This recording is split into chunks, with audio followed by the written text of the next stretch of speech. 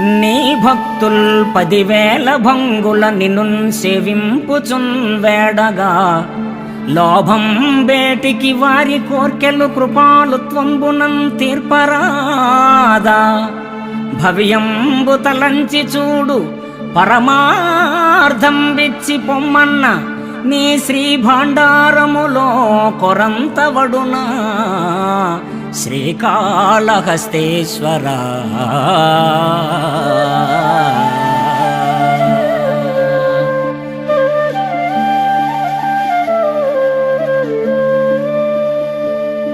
జగదీశ్వర, పరిపరి విధాల నిన్ను సేవించి వేడుకునే భక్తుల కోరికలు తీరిస్తే నీ జ్ఞాన ధనాగారమేమైనా తరిగిపోతుందా అని కరిచర్మాంబరధారిని ప్రశ్నించి అర్థించాడు ఈ కవి.